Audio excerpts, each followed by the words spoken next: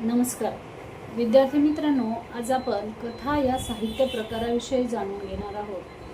कथा हा साहित्य प्रकार आपण सर्वांनीच लहानपणापासून ऐकलेला अनुभवलेला आहे, परंतु अभ्यासक्रमाच्या दृष्टीने आपण कथा कशी अभ्यासायची किंवा कथेची व्याख्या काय आहे या दृष्टीने या ठिकाणी आपण विचार करणार आहोत.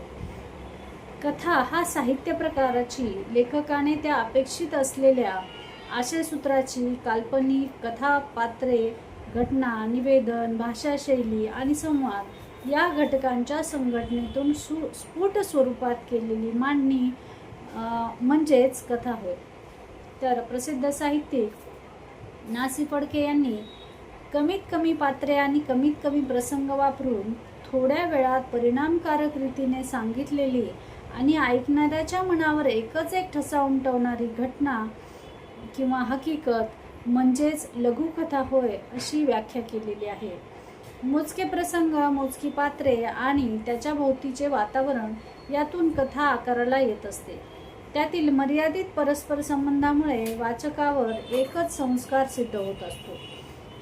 कथा, कहाणी, गोष्ट, लघुकथा, लोककथा हा वाङ्मय प्रकार जगातील विविध संस्कृती, काळात व भाषांमध्ये विविध स्वरूपात अस्तित्वात असल्याचे आजही दिसते.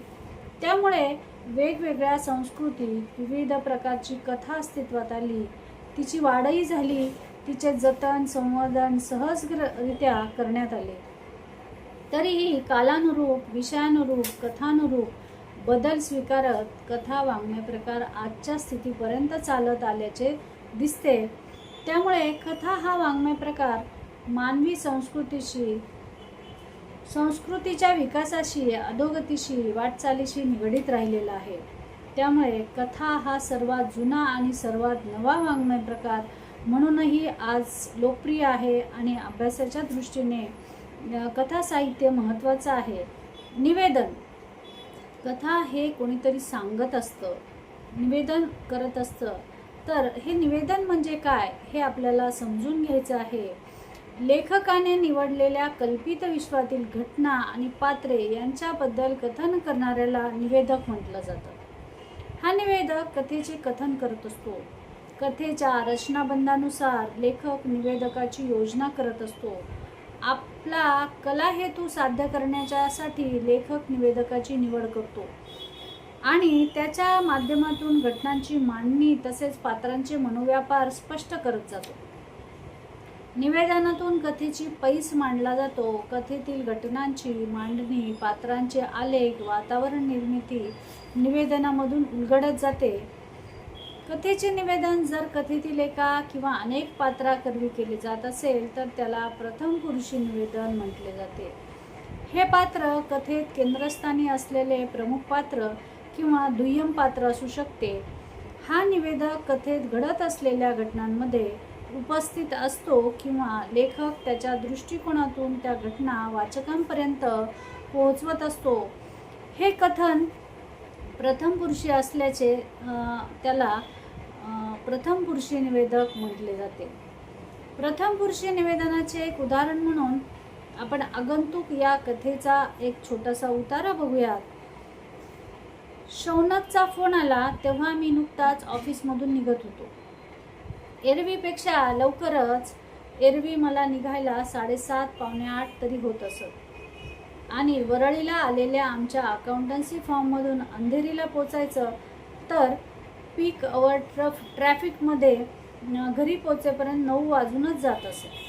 त्यामुळे घरी पोचलं की जेवण आणि झोप या पलीकडे कशाचाच फारसा वेळ मिळायचा नाही.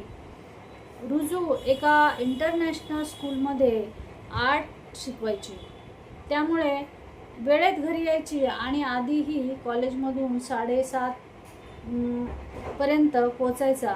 त्यामुळे त्यांचे सिनेमा, शॉपिंग वगैरे प्लॅन्स स्वतंत्रपणे होत असत. तरीही कधीकधी सर्वांनी एकत्र काही ॲक्टिव्हिटी करायला हवी असा रुजूचा आग्रह असायचा. आता या कथेतल्या या उतार्यामधून आपल्याला प्रथम पुरुषी निवेदन कळतंय की हा नायक जो आहे कथेचा तो स्वतःबद्दल, त्याच्या कुटुंबाबद्दल आपल्याला सांगतो.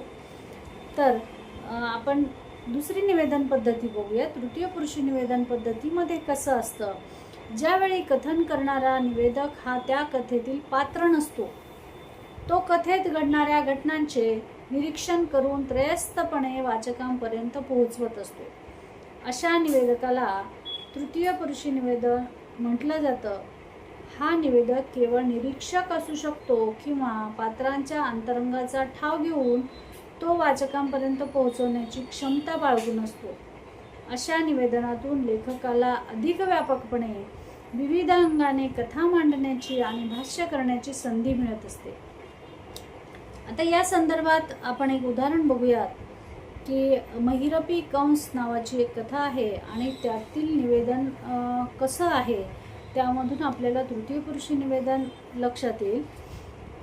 त्यानं फेसबुक ओपन केलं. आता तो एक चाळा झाला होता. हातात मोबाईल असला की कधी व्हॉट्सअप बघायचं, कधी फेसबुक बघायचं, कधी जीमेल उघडून नवीन काही मेल्स आलेत का चेक करायचं. इंस्टाग्राम, टिकटॉक, शेअर मार्केटचं ॲप असं खूप काही होतं मोबाईलच्या स्क्रीनवर, पण थोडं कमी वेळेस पाहिलं जायचं. फेसबुक आणि व्हॉट्सअप मात्र तासाभरात 4 वेळा पाहिलं जायचं.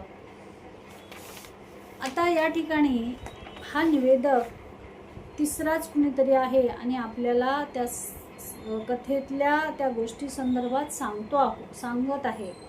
तर हे झालं तृतीय पुरुषी निवेदन. तर कथेच्या निवेदन पद्धतीविषयी आपल्या लक्षात आलं असेल की प्रथम पुरुषी निवेदन आणि तृतीय पुरुषी निवेदन कथेचं असतं. तर कथेबद्दल किंवा निवेदनाबद्दल आपण थोडं अधिक जाणून घेऊया. निवेदकाचे कथाविश्वातील पात्रप्रसंगाशी असलेले भावसंबंध भिन्न प्रकारचे असू शकतात. निवेदक या सर्वांकडे तटस्थ वृत्तीने पाहणारा असू शकतो. त्याचप्रमाणे तो त्याच्या भावनिक गुंतवणूक असलेलाही असू शकतो. निवेदकाची स्वतःची अशी एक मूल्यदृष्टी, विचारप्रणाली असू शकते किंवा तिचा संस्कार प्रत्यक्षपणे किंवा अप्रत्यक्षपणे त्या दृष्टिकोनावर घडत असतो. एका साहित्यकृतीत निवेदनाचा एकच प्रकार आढळतो असे नाही. त्याप्रमाणे निवेदकाचा दृष्टिकोनही सातत्याने एकच असेल असेही नाही. कथार्थाच्या गरजेनुसार तो बदलता असू शकतो.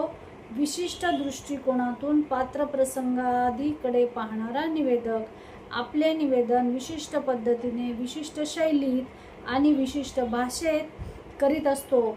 यालाच निवेदकाचा आवाज असे म्हटले जाते. निवेदकाचा दृष्टिकोन आणि त्याचा आवाज यामधूनच कथात्मक साहित्य कृतीतील निवेदनाचे स्वरूप निश्चित होत असते. विद्यार्थी मित्रांनो, यावरून आपणास कथा आणि कथेचं निवेदन पद्धती याबद्दल नक्कीच कळालं असेल असं मला वाटतं आणि आपण या ठिकाणी थांबूयात. यानंतर कथेच्या इतर घटकांचाही आपण विचार करणार आहोत. पुढच्या व्हिडिओमध्ये कथेच्या इतर घटकांविषयी आपणास माहिती दिली जाईल. धन्यवाद.